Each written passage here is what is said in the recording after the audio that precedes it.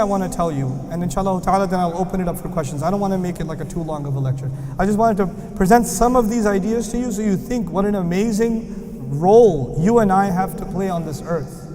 Every one of you. There are people in the audience that do work on the street. There are taxi drivers. There are people that work in restaurants. There are people that are day laborers and cleaners. All of you have a responsibility. Not just the wealthy, the poor, every human being. Allah gave every single one of us responsibility, without any exceptions. And Allah honored every single one of us because why should we hold our responsibility? Because when Allah sees that from you, you go back to the house that He made for you. You are only here temporarily. أَنَّ لَهُمْ جَنَّاتٍ. Remember at the end of my talk, I was going to ask you about three things. What does He give us in Jannah? What was number one? Fruits. What next? Huh? Okay. What's last? They live forever. Now listen. Adam alayhi salam used to be where in the beginning? Where did he used to be? Jannah. وَقُلْنَا يَا آدَمْ أُسْكُنْ أَنْتَ وَزَوْجُكَ الْجَنَّةِ. Live in Jannah. We will live in Jannah for what? Forever. Adam was told, at least for now, live in Jannah, temporary. The first experience of Jannah was temporary. The next experience of Jannah will be what? Permanent. Then He says, you live and you live with your wife. The second thing He's told is, live with your wife. He got him married. When we go to Jannah, what was the second thing? Marriage. And it used to, when we were in Jannah, when Adam was in Jannah, marriage was mentioned. Number two. Number one was living. Number two was marriage.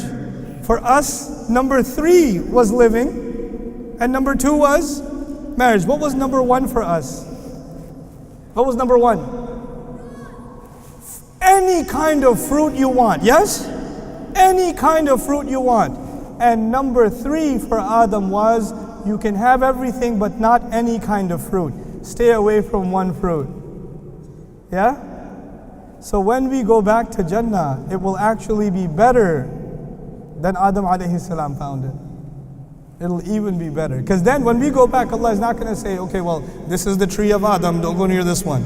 No, no, no. Any fruit. Kulle khao. Now enjoy yourself. It's this beautiful balance in the story between what we are going to get and where the story began. This is the kalam of Allah. It's so, so beautiful. How things just tie together.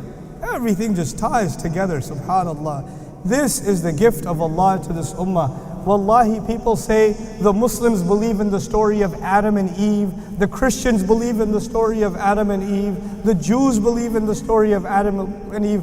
I challenge them. Do they have the story of our parents in this beauty? Not even close. Not even close. They even took the basic story and corrupted it, but what we have is so much more powerful, and it answers so many important philosophical questions. It addresses the biggest problem of humanity. It reduces the entire problem of predestination to just responsibility. SubhanAllah, just responsibility. And you and I, how then? This is my last part, 2 minutes long, I promise you. And this is not Pakistan.